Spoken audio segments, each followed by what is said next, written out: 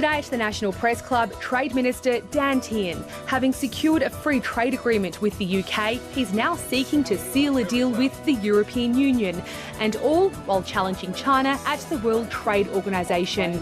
Tehan with today's National Press Club address. Good afternoon, how are you?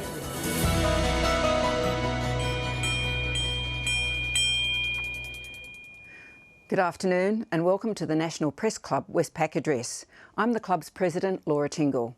Because of continuing lockdowns in Canberra, Melbourne and Sydney, I am welcoming you from the ABC studios in Canberra, and our guest today, Trade Minister Tehan, is speaking to us from his electorate office in Hamilton in Western Victoria. Mr Tehan leaves Australia next week on a marathon trip in these lockdown times to Indonesia, India, the United Arab Emirates, Europe and the United Kingdom. His address today is titled Economic Statecraft in a Challenging Time, which seems a possibly provocative topic given the events of the last week. We're hoping to return to the National Press Club quite soon as the Canberra lockdown is lifted, but in the meantime, Tehan, welcome to the virtual National Press Club.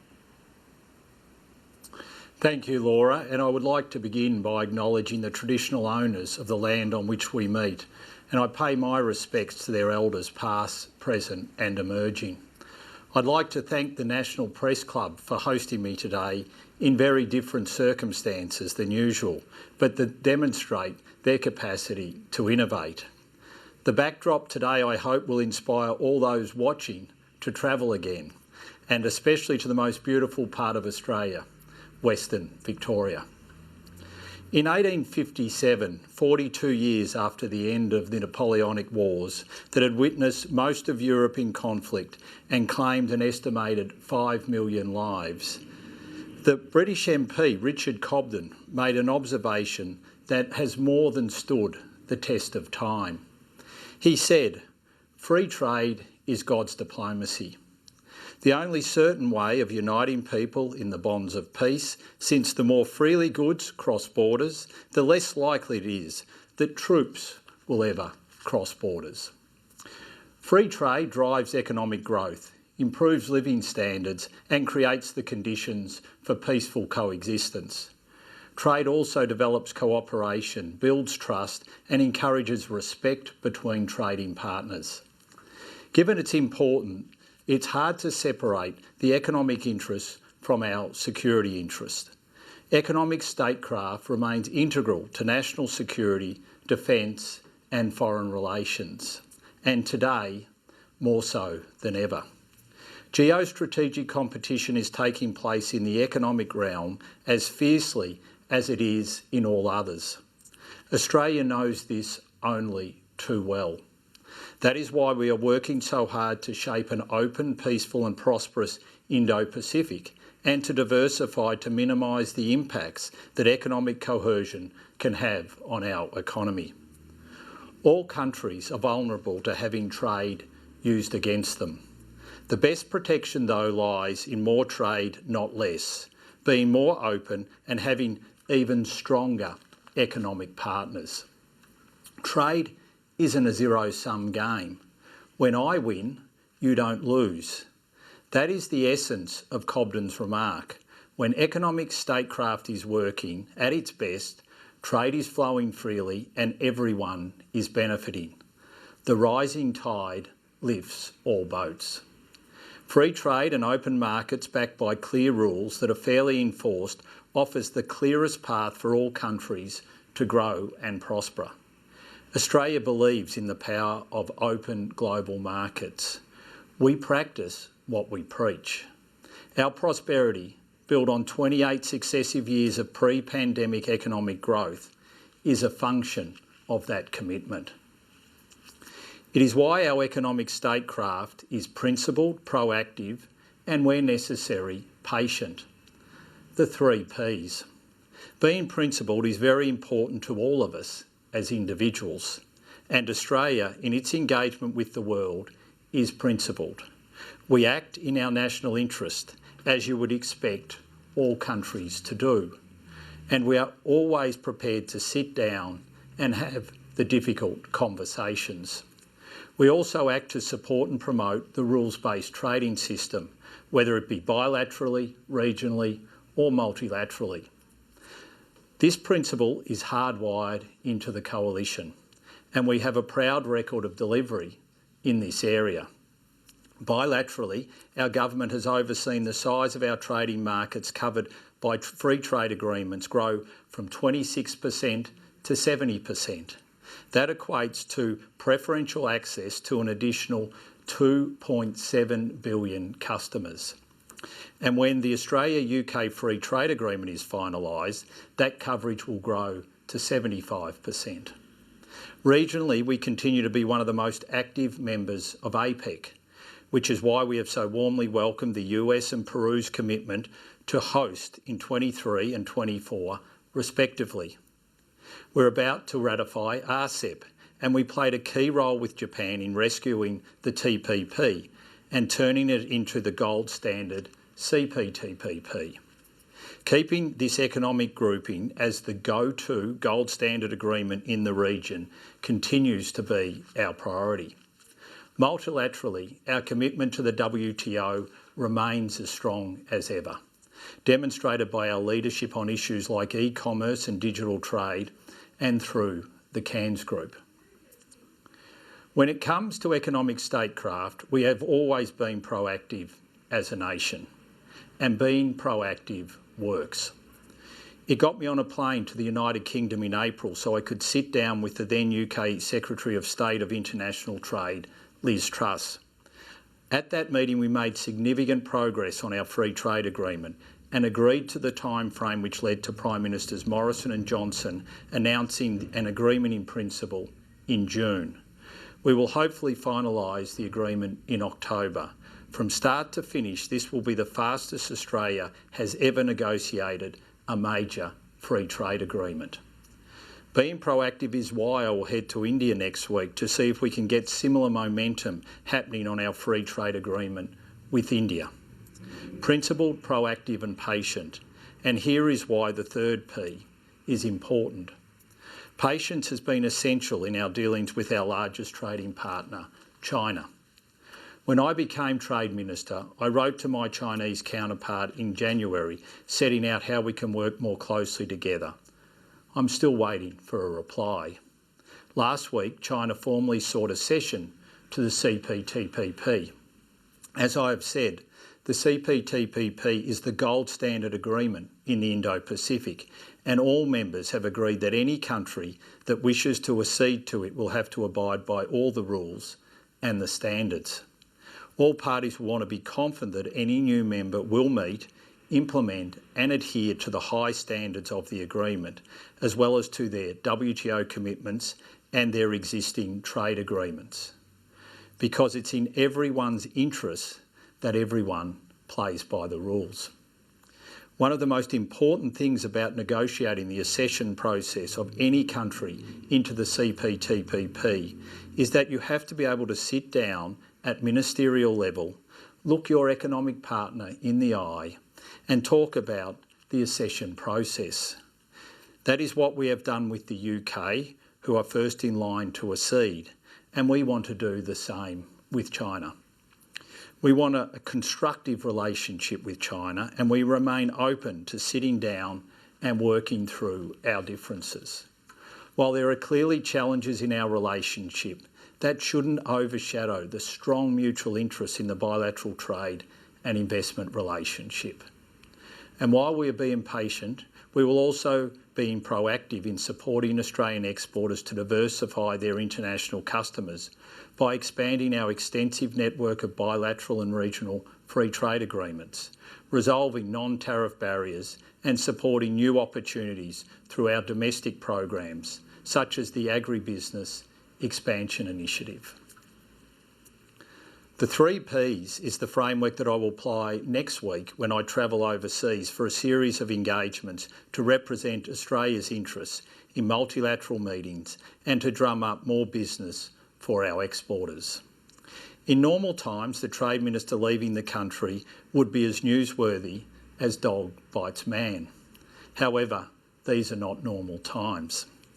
This will be my 3rd international trip in 2021, and I will have spent more days riding my exercise bike alone in quarantine than a Tour de France cyclist spends in the saddle.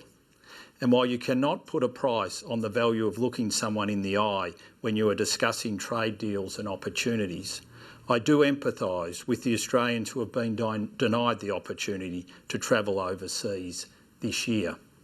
It's another reason why everyone should get vaccinated, and we have to stick to the national plan that will see our international border open up, at this rate by Christmas at the latest.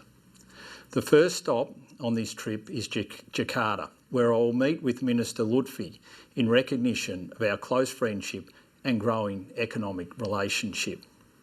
Indonesia is on track to be one of the world's 10 largest economies by the middle of next decade, and our exports that support Indonesia's manufacturing sector, such as wheat and iron ore, are growing significantly.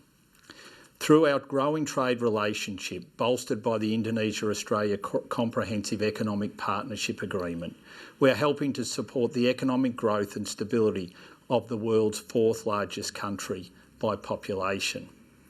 IA-CEPA, as our agreement is called, is creating opportunities for Australian businesses unimaginable only a few years ago.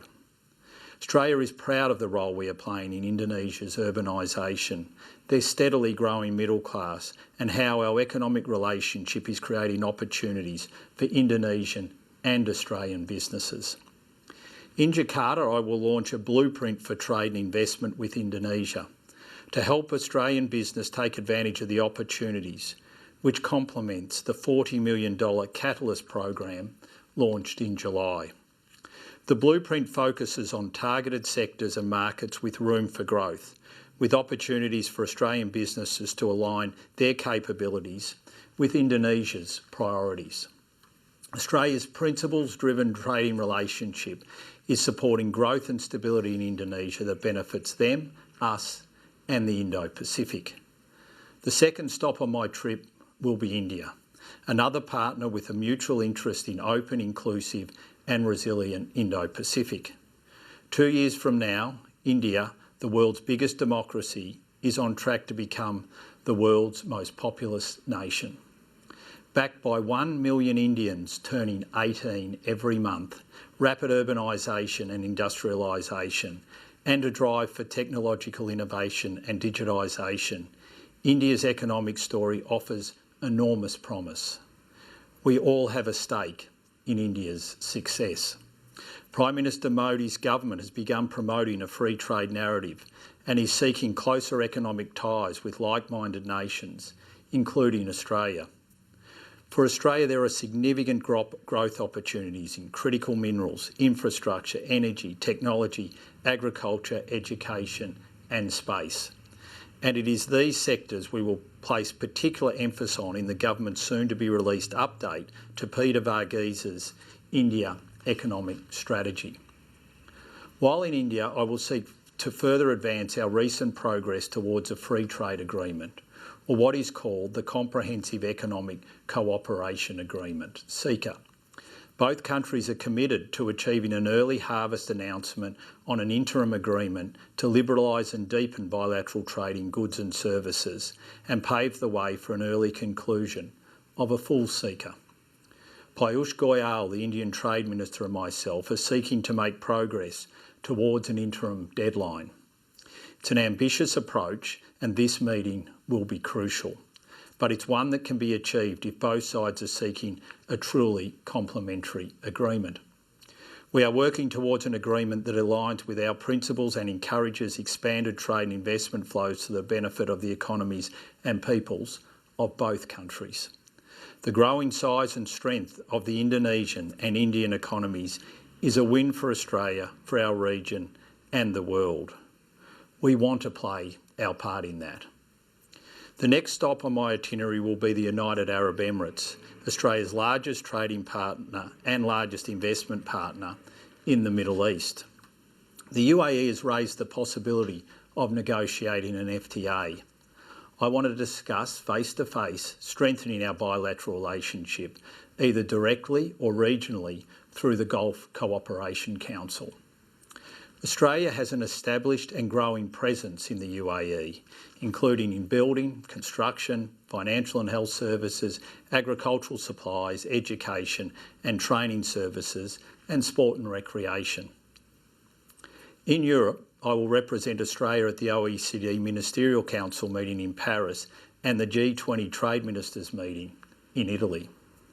At the OECD, I will host a WTO mini-ministerial meeting, while at the G20, our priorities will focus on strengthening global trade rules and keeping supply chains open and resilient. These are important meetings as Australia seeks to harness the power of open global markets to benefit all countries. This is crucial as we enter into a new and more complex era of geostrategic competition. Australia will use these meetings to drive meaningful action focused on the World Trade Organisation. As Prime Minister Morrison has said, a well-functioning WTO that sets clear rules, arbitrates disputes objectively and efficiently, and penalises bad behaviour when it occurs, can be one of the most powerful tools the international community has to counter economic coercion. Respect for the WTO's rulebook has largely kept protectionist instincts at bay during the COVID-19 pandemic. That's why strengthening the WTO is one of Australia's top priorities. Australia wants to see action on 4 issues. 1. A WTO trade and health outcome to contribute to health and economic recovery from the pandemic and facilitate access to medical goods, including COVID-19 vaccines. 2. An outcome on services domestic regulation which will assist our services exporters hard hit by the pandemic. 3. A new agreement to reduce harmful fisheries subsidies to help support global fish stocks. And 4. A way forward on reforming trade-distorting domestic support on agriculture, which remains the most protected and distorted of all sectors. Australia's focus is on capping and reducing growing levels of agricultural subsidy entitlements, which are forecast to reach $2 trillion by 2030. That's worth repeating, $2 trillion by 2030. That's why we have to act in this area. We want to see action at the WTO, but as importantly, we want to see reform. The WTO remains our best placed global institution to deliver on Cobden's vision of the free trade of goods as our strongest protection against the misuse of economic statecraft. While in Europe, I will also meet again with the EU Trade Representative, Valdis Dombrovskis, as we progress towards concluding a free trade agreement. FTA negotiations are always tough and hard fought, but we have made substantial progress during rounds 10 and 11 of negotiations. Key areas of the negotiations have been moving positively, including on market access for goods, services and investment, and in areas of particular interest for the EU, such as geographical indications. In fact, as a demonstration of the business as usual approach we continue to take, I've just signed off on our GI offer so our negotiators can discuss it with the EU over the coming days. The Australia-EU FTA is in the best interests of all parties. The EU will use it as a way to strengthen its engagement with the Indo-Pacific because they realise that the region carries the economic weight of the world. When I was in Europe in May visiting Germany, Belgium and France, I heard one common refrain. If Europe can't negotiate a FTA with Australia, who in the Indo-Pacific could they negotiate one with? For the French, who export $6.17 billion in goods and services to Australia, while we send $1.37 billion the other way, a comprehensive FTA is very much in their interest. It would see our economic partnership grow even further. And for Australia, with the EU, our second largest trading partner, liberalised open trade is always in our interests. We have a strong relationship with the EU, built on our shared commitment to democracy, human rights, the rule of law and economic openness. And the sign of a healthy relationship is the ability to sit down and discuss issues face to face and, where necessary, to have difficult conversations. Australia understands France's deep disappointment with the decision on submarines, but ultimately any nation must act in its national interest, which is what we have done. Australia is always open to sitting down with our friends and working through difficult issues. With France, our ties are deep. One of the great honours of my parliamentary career has been giving the dawn service address at Villers-Bretonneux. The service and sacrifice made by French and Australian soldiers on the Western Front still stands today as living testimony of the values we share, and is so beautifully memorialised by the Sir John Monash Centre. Monash, of course, having helped change the course of the war. If any in the EU need reassuring about the free trade agreement, they need only to look at our current defence purchases of destroyers, amphibious assault ships and the Boxer combat reconnaissance vehicles, multi-billion-dollar purchases from European defence suppliers. In the United Kingdom, I'm looking forward to my first meeting with newly appointed Secretary of State for International Trade, Anne-Marie Trevelyan, to conclude our bilateral free trade agreement negotiations. And I had another call with her as we continue to progress this last night.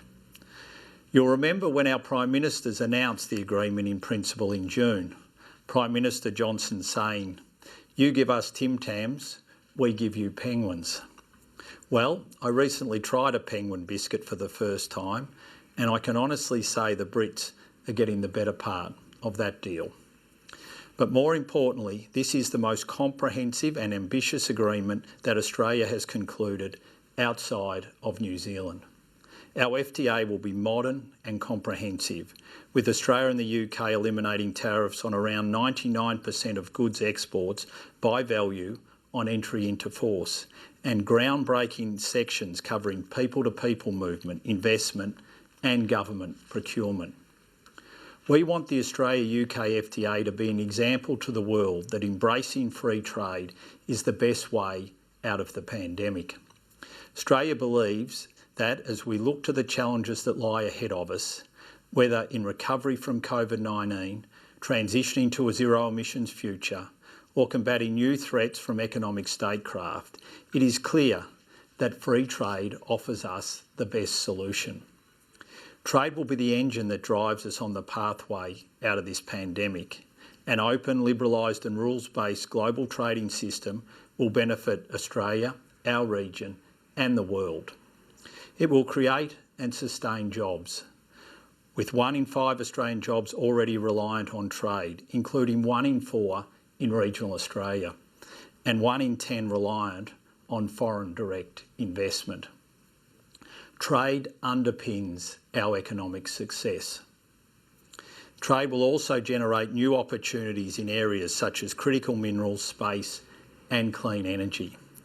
Reducing carbon emissions won't be achieved by raising barriers to trade. It will be achieved by lowering the cost and accelerating the uptake of green technology globally, particularly in developing countries. And that is the Australian approach. We want to incentivise, not penalise, when it comes to emissions reduction. The best thing we can do to be prepared for our next challenge is to do what we can to create a world at peace. 164 years ago, Richard Cobden saw trade as the vehicle of uniting people and keeping the peace. Australia continues to be principled, proactive and patient as we seek to realise that vision, especially in the Indo-Pacific. Thank you very much. Well, thank you, Minister, for your address. If I could just open up by taking up some of your points about patience, persistence and proactiveness. Principled, patient and proactive. I just wonder whether you could tell us whether you were consulted before this deal on the submarines was made, given its implications for our relationship with China and given its implications for our relationship with France, whether you had been able to discuss in Cabinet what the trade implications may be. Well, as you know, Laura, these decisions are made on a need-to-know basis, and they're also made within Cabinet and with the National Security Committee of Cabinet. And I'm not going to discuss who needed to know and when they needed to know. But what I can say is that I fully understand, all the Cabinet understands, and every member of the government understands how important this decision has been for our national interests, and that's why the decision was taken. And one of my jobs as Australia's Trade Minister is to make sure that I can go out and explain that to countries across the globe so that they understand that what this decision was about was protecting our national interests, our security interests, and that there is no reason that why that decision shouldn't enable us to continue to engage across the globe, especially on the economic front, because that is so important, as I've noted in the speech, to the future prosperity of the world. Does it reflect a view, though, that that letter in response to yours to the Chinese Trade Minister isn't likely to be coming anytime soon? Well, look, I hope that I will get a response. Obviously, I wrote that letter in January, and I wrote that with the very best intentions and in very good faith. And as I outlined in my speech, one of the key things now that we have China formally applying to accede to CPTPP is that there will be a need for us to be able to sit down and work through that, like we have with the UK at the ministerial level. Our negotiations as part of our bilateral free trade agreement, especially on the goods market access, has been part of the UK's accession process to the CPTPP. And for those sort of discussions and negotiations to occur, you have to be able to undertake those at the ministerial level. So my hope is that I will get a response to that letter, and that I will be able to sit down with my Chinese counterpart. You know, we have a very complementary bilateral and economic relationship with China, and it's helped lift, you know, millions out of poverty in China. It's helped us sustain our way of life here in Australia, and my hope is that we will be able to sit down, talk about CPTPP, accession and the other issues that we're dealing with at the moment.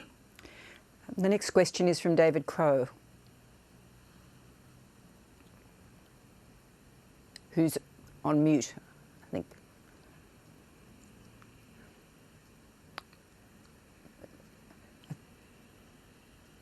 Sorry, David seems to be on mute, so while he sorts that out, I'll just ask you another question. You've mentioned that, you mentioned the Napoleonic Wars, which was a sort of an interesting way of starting the speech in the current circumstances. I just wonder, it's correct, isn't it, that the free trade agreement with the European Union would have to be ratified by every party in the EU? Well, it ultimately has to be ratified by the EU Parliament, and that's done with discussions with individual members. And I'll continue, obviously, to engage with all EU partners as we progress the free trade negotiation, because that's an important part of the advocacy as we conduct the FTA negotiations. It's why earlier in the year I went and met with the German, the Belgian and the French trade ministers as part of that advocacy, and it's why I'll be seeking to meet with European trade ministers when I'm in Paris at the OECD and at the G20 meeting, as well as part of my next trip, because obviously you do the direct negotiations with the European Union, but it's very important that as part of that you keep your advocacy efforts up with each of the individual members of the EU. We'll have another attempt to hear David Crowe. Thanks, Laura. Good to know that that glitch has been fixed. Thank you, Minister, for your speech. David Crowe from the Sydney Morning Herald and The Age. I wanted to follow up on Laura's initial question. Were you at a point at any stage where you could have raised the submarine issue with your French counterpart? Because I'm interested in your opinion on whether you feel they have any right to feel aggrieved about the way this has been handled. They've called it a stab in the back. Do you think that they have any grounds for grief on that? Could you have raised it with your French counterpart? Well, look, David, I can understand why France is disappointed. Obviously, this was a major contract that we had with a large defence supplier in France. But what you also have to understand is the partnership that we've put in place with the US and the EU had to be conducted at the top secret level, had to be conducted at a need to know level and in a need to know way, and that's what the government did, because that's the only way that we could make sure that ultimately we could get and cement the partnership that we have, which will not only give us access to nuclear-propelled submarines, but also will give us access to missiles, advanced missiles technology, to advanced cyber technology, to AI, and a raft of materials and a raft of hardware and equipment that will enable us to keep ourselves safe in what is a very challenging geostrategic environment currently. So that's why the decision was made. Obviously, the US have not entered into a partnership like this outside entering into it with the UK, which they did over 50 years ago.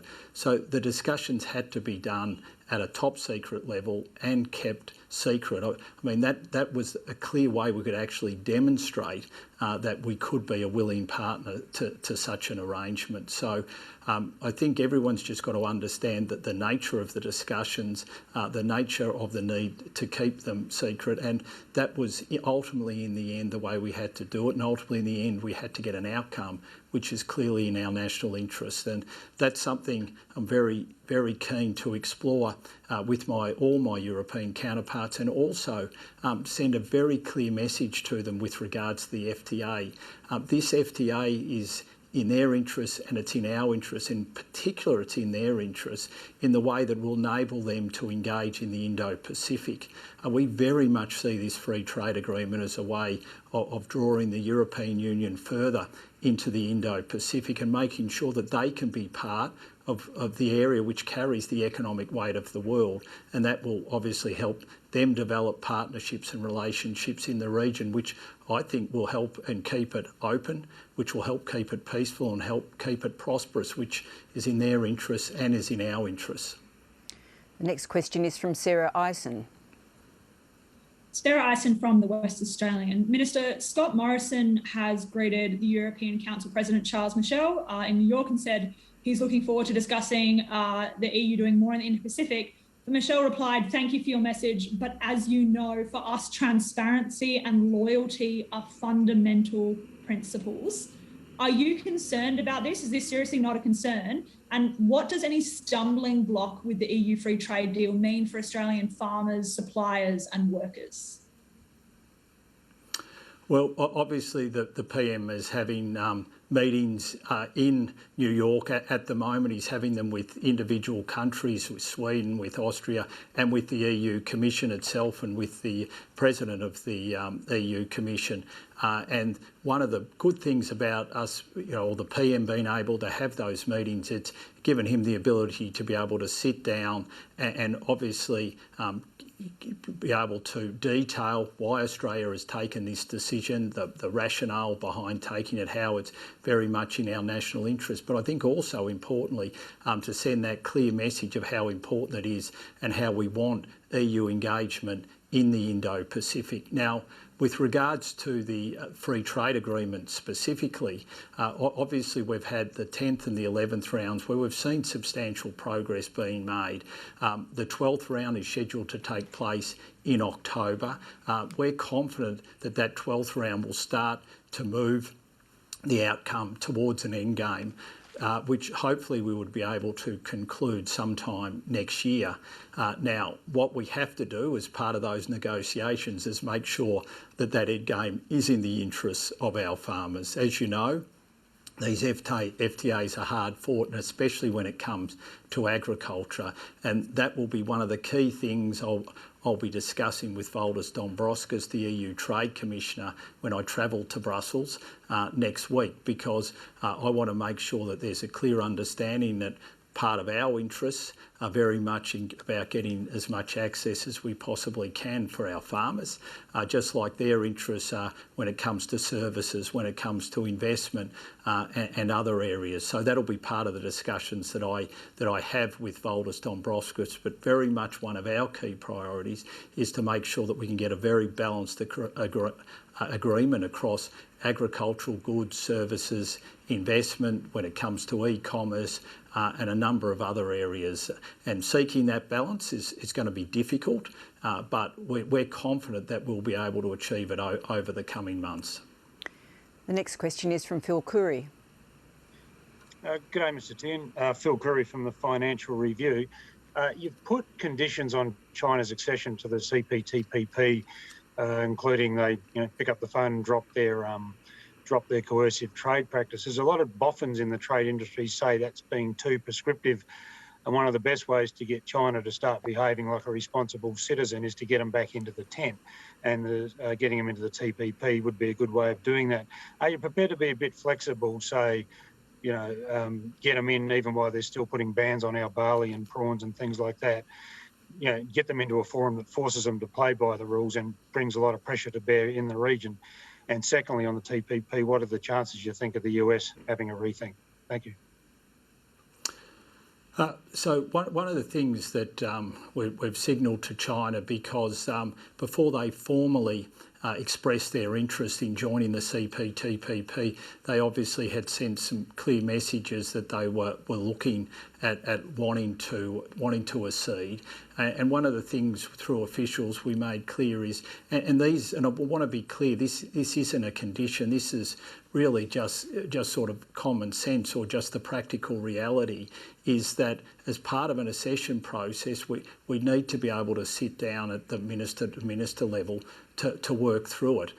You have to be able to have the discussions around goods market access at the ministerial level. These are ultimately decisions which always end up at the ministerial level. There's never been a free trade agreement that's purely been negotiated at officials level. So it's not placing conditions on anything. All it's saying is that the practical reality is that we're going to have to work through issues, whether it be the goods market access negotiations that would be part of CPTPP negotiations, or how China would be able to demonstrate that it could adhere to the gold standards that the CPTPP sees as so important. So very much not conditions. It's really just a way of saying this is another reason why it's important for us to be able to sit down and work through these issues. With regards to the US, when I went to Washington a couple of months ago to meet with USTR Catherine Tai, very much the focus of my discussions with her were about a digital regional trade agreement, very much as a step of getting US engagement, economic engagement back into the Indo-Pacific, and that was very much the focus of our discussions. There's been some positive noises out of Washington on that, and we will continue to advocate for a regional digital trade agreement, and we very much are keen for the US to play a key role in that agreement. That's something I also discussed when I was in Singapore, Japan and South Korea. Our regional partners are also very keen to see the US step up its economic engagement in the Indo-Pacific, and we all agree that a digital regional trade agreement would be the best way for them to do that in the first instance. The next question is from Tom Stainer. Thanks, Minister. Tom Stainer from SBS. Today we saw the UN Secretary-General reprimand the world over the inequitable distribution of COVID-19 vaccines, describing this as an obscenity and giving the world an F in ethics. With this in mind, what do you see as the answer to addressing this problem? And does it hinge on the WTO agreeing to a waiver on intellectual property rights for COVID-19 vaccines? Yeah, thank you. It's an excellent question, and you will have seen when I talked about our WTO priorities, the number one priority that we have is the WTO Trade and Health Agreement, which has been led by a group called the Ottawa Group, which is chaired by Canada and Australia as a participant of, and very much part of the focus of those trade and health negotiations is around what we can do to lift the level of production of COVID-19 vaccines globally so we can get a much more equitable distribution of COVID-19 vaccines. Now, a TRIPS waiver is very much part of those discussions, and you'll recall when the US administration, President Biden, came out and said that they would support a TRIPS waiver. Prime Minister Morrison came out and said he very much welcomed that news, that the US would look to get put their support behind a TRIPS waiver. So we're very much part of those negotiations on trade and health, and my hope is that part of those negotiations will lead to an ability for the globe to increase the amount of COVID-19 vaccines that they're manufacturing so we can deal with that unequitable distribution that we're seeing at the moment.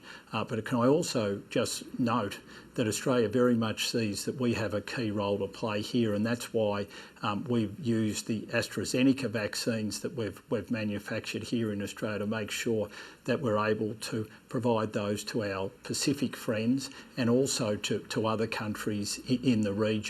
And we'll continue to do that while also looking to support very positively a trade and health outcome at the WTO. Could I just ask, Minister, has that issue of health being brought into the WTO agenda sort of in some ways reinvigorated the WTO, just given that people see a new way through it, given the sort of blockages at the sort of institutional level we had on the WTO? Well, Laura, it's a really good question, and in a way, I think it's going to be a bit of a test of the WTO and as to whether we can get an outcome which all parties can agree to, which takes that trade and health initiative forward.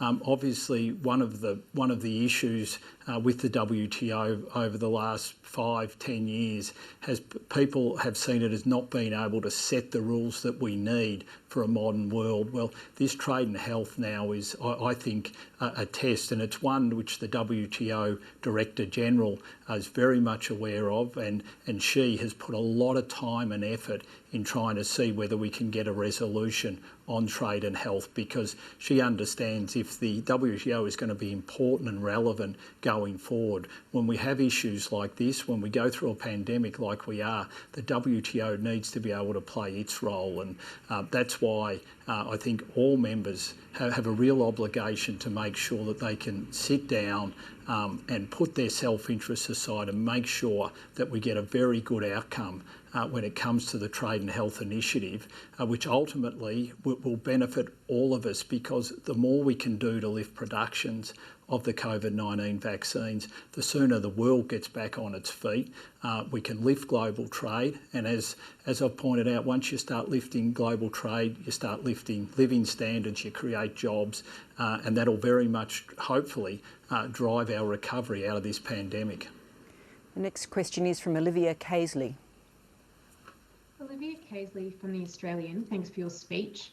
Can you provide an update on the system sharing arrangements for vaccine certificates with countries like the US, Britain, Singapore, Japan, Fiji and Korea ahead of Qantas resuming flights in December? And considering China is our biggest market for international students and tourists, will we accept the Sinovac and Sinopharm vaccines to allow Chinese residents to travel here?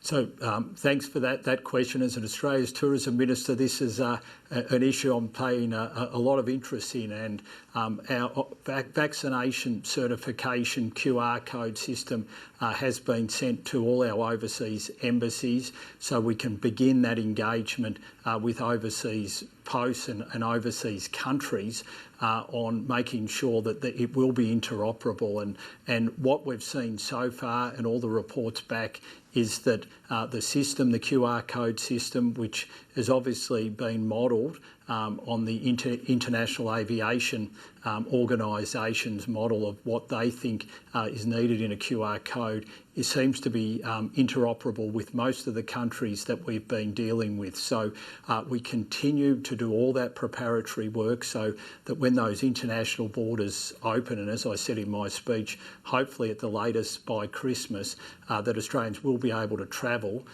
with a QR code linked to their passport, which will be able to show a proof of vaccination. Now, when it comes to China and whether Chinese vaccines will be registered here in Australia or not, that ultimately will be a decision which the TGA makes. They are the ones, they're the authority that have looked at and obviously registered the current vaccines, the Pfizer, the Moderna and the AstraZeneca here in Australia, and they will be the responsible authority that will look at all other vaccines and ultimately whether they will be recognised here in Australia or not. The next question is from Eliza Edwards. Minister Eliza Edwards from Channel 9. What is the price of admission for China to enter the CPTPP as far as Australia is concerned? You spoke about leveraging some form of ministerial dialogue. What else could Australia get? Are we really expecting China to drop its aggressive trade tactics? Well, what we'd like to see is what we would like to see from any country that wants to accede to the CPTPP, whether it be the UK, whether it be China. South Korea have also expressed an interest. Thailand, I think, have also expressed an interest.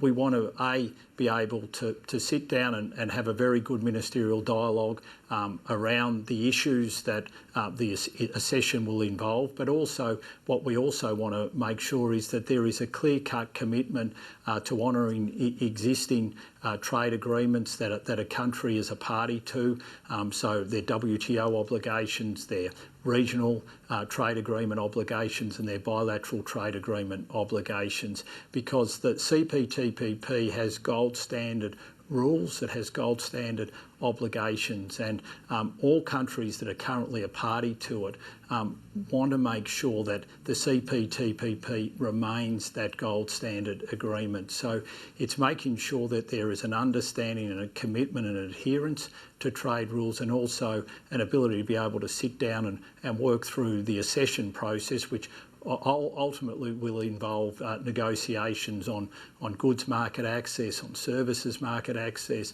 on investment and other key areas. The next question is from Daniel Hurst. Daniel Hurst from Guardian Australia. Thank you very much for addressing us today.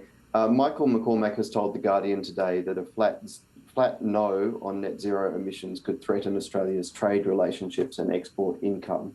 Do you agree with Mr McCormack? And do you share the view of your fellow Liberals like Dave Sharma that Australia needs more credible interim emissions targets, perhaps including a new 2035 pledge as part of the pathway to net zero? Well, obviously, Australia has a very clear position at the moment, and that is that we're aiming to get as close to net zero by 2050 as we possibly can, and we continue to work through that. And one of the things that, as Trade Minister, that I am ultimately seeking to do is to make sure that we can put in place the partnerships with other countries to not only make sure that we can get as near as possible to meeting our commitments, but that they can as well. And that's why, for instance, with Singapore, we've put in place a green economy agreement, which we're currently negotiating, which will help our two countries be able to move to get to that net zero emissions by 2050, or as near as possible as we can to it. And one of the things that we're doing in shaping that agreement, which will be all about emissions reduction and the exchange of technologies, eliminating tariffs on goods and environmental goods and services, is that we want other countries then from the region to be able to join us. It's why when I was in Japan and in South Korea and in Vietnam we very much had discussions about what we could do to become a trusted supplier of new energy to those countries into the future, and in particular when it comes to liquid hydrogen. And when I was in Japan, I was able to go to Kobe, where the first ship that will take liquid hydrogen from Australia to Japan was docked, and also the custom-built storage facility for that hydrogen is already set up and established. And very much we see those energy partnerships we're developing with key countries as our region are absolutely going to be pillars in driving emissions reduction into the future and making sure the world can deal with the climate change threat that we're facing, and we'll very much be part of that. But as I've said in my speech, one of the things we want to do is make sure that we don't take an approach that penalises. We want to take an approach that incentivises, and everything we'll be doing will be about incentivising partnerships when it comes to technology, when it comes to delivery of services that will help reduce emissions. And we'll continue to take that approach. Even when I was in Germany 2 or 3 months ago, one of the key things I discussed there was a partnership we could develop with Germany with regards to hydrogen, because 70% of their energy needs are imported, and they're also looking for partners that will enable them to transition their economy. So I think Australia is going to play an absolutely key role as we head towards trying to get to that 2050 zero emissions target and trying to help the rest of the world and key countries in our region reach those goals as well. Well, I just wanted to take you up on that before we go to the next question, Minister. You did say in your speech that reducing emissions won't be created by raising barriers to trade. What's your understanding of what the EU's view will be of the role of carbon tariffs? This has been discussed a lot. Do you think that they will try to get them included in the FTA, and what would Australia's position be?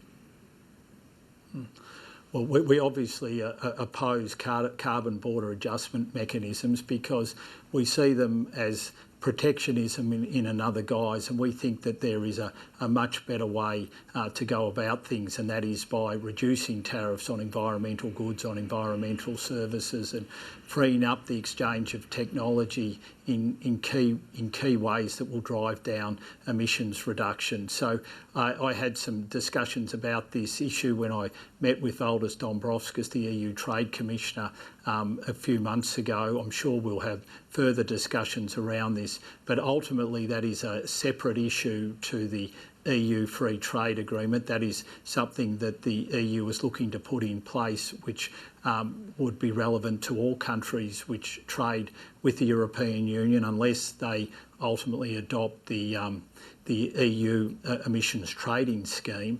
And so this obviously has some implications with regards to WTO obligations. But as I've said, and as we've made very clear, we just think there's a much better way for us to go about reducing emissions, and that's by all of us working together to exchange the relevant technology and to make sure that that free exchange of the relevant goods and services that will lead to emissions reduction can take place globally. The next question is from Jade Gailberger. Jade Gailberger from the Herald Sun.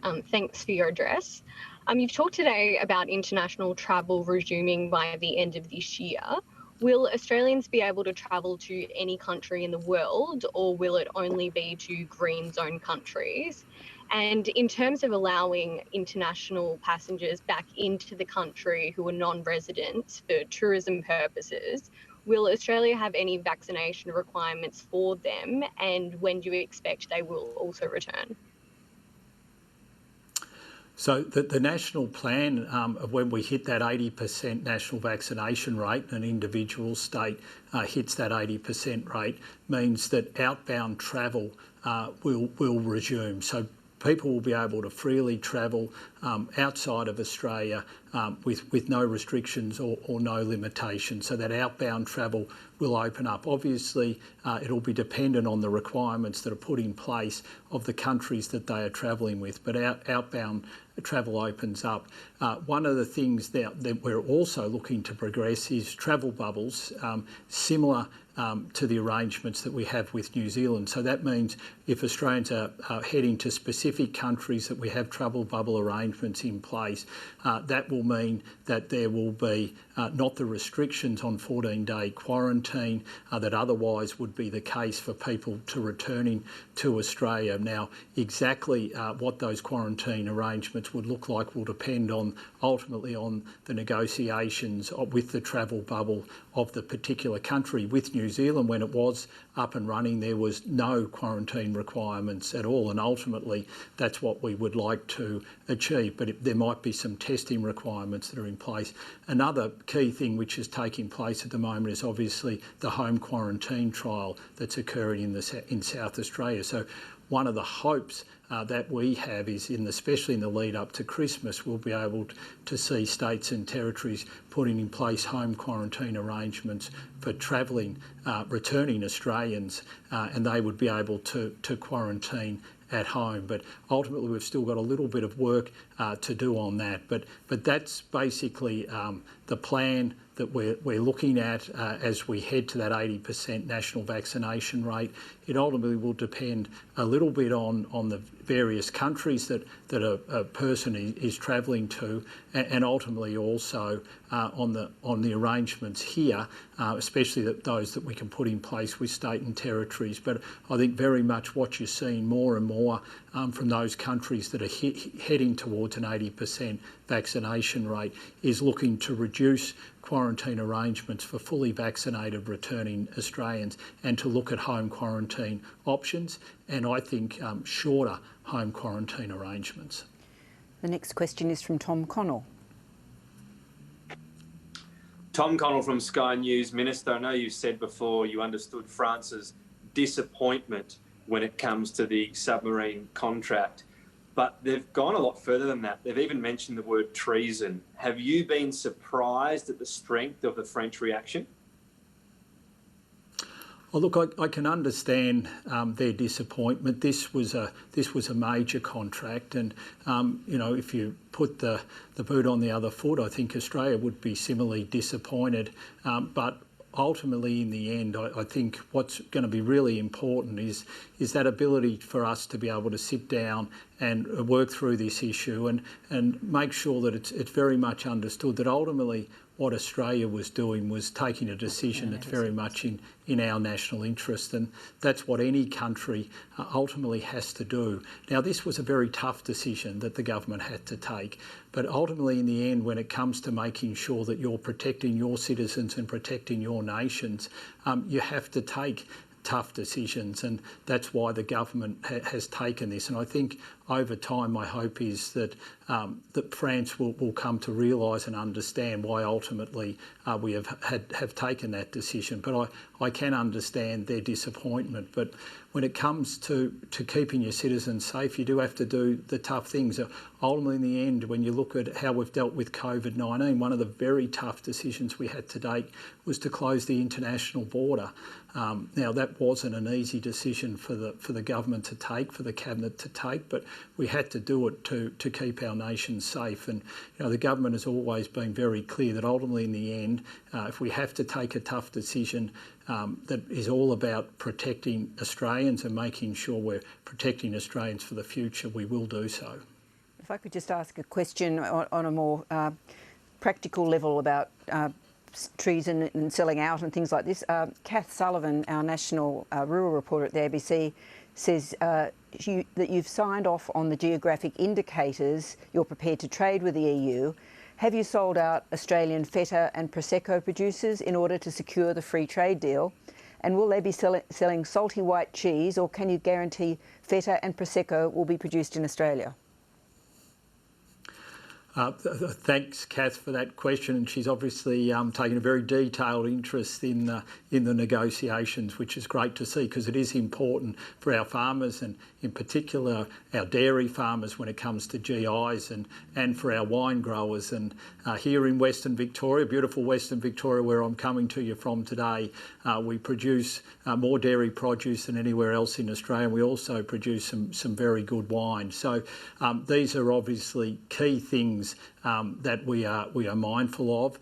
We have put a proposal to the EU. Now, that proposal is on its way to the EU. We haven't sat down with them and discussed that with them yet, so I'm not going to go into the details of it. But what we have done, and done very comprehensively, is had very detailed discussions with the dairy industry, with the wine industry, and with other areas that could be impacted by GIs to make sure that what we're offering very much accords with still making sure that for key areas and key parts of our agricultural sector, the trade won't be impinged by an agreement with the EU. The next question is from Tim Shaw. Thanks, Laura. Minister Tim Shaw, Director of the National Press Club. As Tourism Minister, how do you explain to the world, encouraging them to visit our great nation, when they see the protests in the streets of Melbourne yesterday, they see the discord between the states, the tourism industry in Australia is absolutely on its knees. What steps are you going to take with your state counterparts to be able to present a united front about the importance of visiting Australia? You once said as Chief of Staff to the Tourism Minister, Fran Bailey, where the bloody hell are you? Well, the tourism industry of Australia is saying, what the bloody hell are you going to do?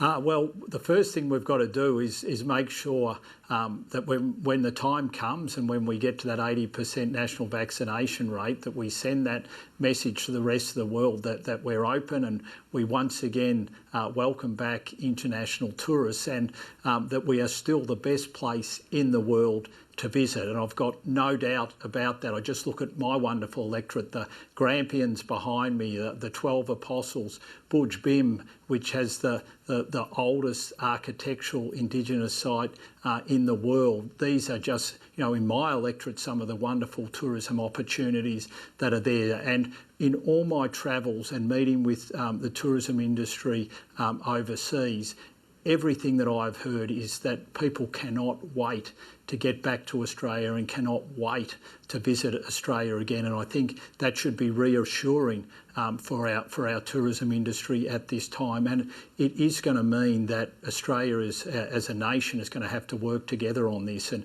we're doing that with the Queensland State Government in terms of how we're supporting their tourism industry at the moment. And we're looking at further ways that we can do that. We're working obviously to help and support the tourism industry in other ways, and we'll continue to do that until we can really kickstart our tourism industry both domestically and internationally. And my key message to everyone is that the quicker we can do that, the better, and the quicker we can do that is by everyone rolling up their sleeves and getting vaccinated. And Tourism Australia has had a social media effort to try and encourage people to get vaccinated, but also what they're doing internationally is making sure that those key markets that we get our international tourists from, that they know and understand that we're going to be ready to go when our borders open up, and they're doing a lot of preparatory work in that regard. So it is incredibly difficult and hard for our tourism industry at the moment, and 660,000 people who work in our tourism industry, but there is light at the end of the tunnel, and that national plan is so important in providing that light. And if I could make one appeal to all the state and territory leaders around the country, it's please stick to that national plan, because our tourism industry is dependent on it. They see it as our way out of the pandemic. That's how we learn to live with the virus, and that's how we can get our tourism industry back on its feet. The next question is from Andrew Brown.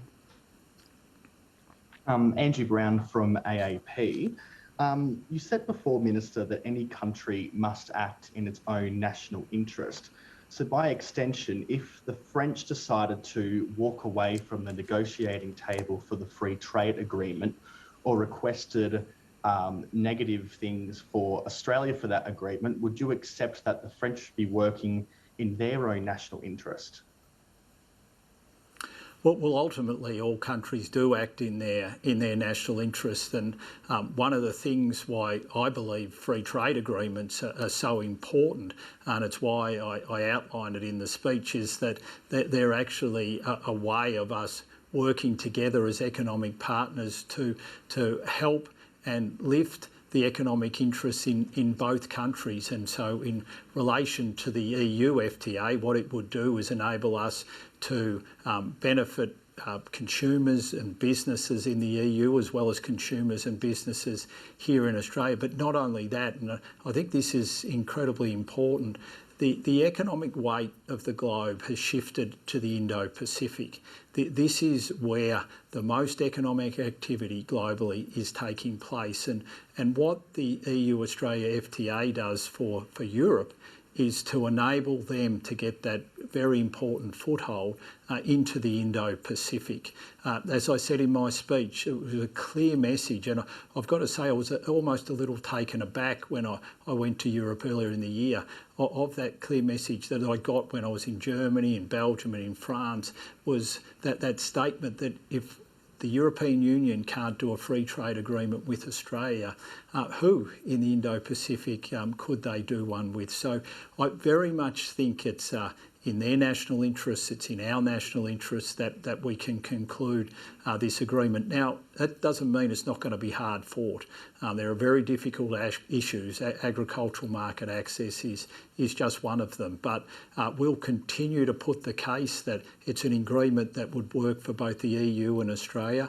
And ultimately, my hope is that when countries of the EU look at the hard reality of their national interest, they will see that it's important for them to conclude a deal with Australia, and that's the case I will continue to put to them.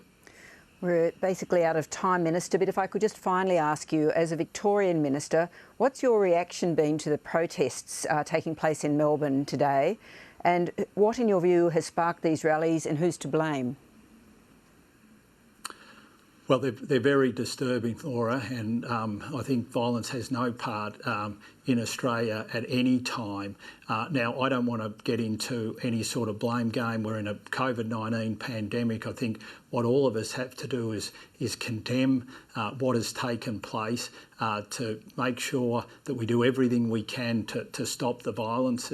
As Tim demonstrated in his question, this is not something, this is not vision that we want to be sending out to the rest of the world. So I think all of us, all levels of government, need to work together to put a stop to it and make sure that we all work cooperatively to get ourselves out of this pandemic. We have a national plan, and that national plan is driven by us getting to those vaccination rates that we need to. It is so important that we've got every state and territory signed up to that national plan. It's our way out of this pandemic. It's our way out of lockdowns. It will enable us to freely travel. That's what we need to focus on. I know me or myself, like any other Australian, just can't wait to be able to freely move around our country, to be able to visit family and friends freely, especially in the lead up to Christmas. And that's, I think, what we all need to be focused on and working together towards.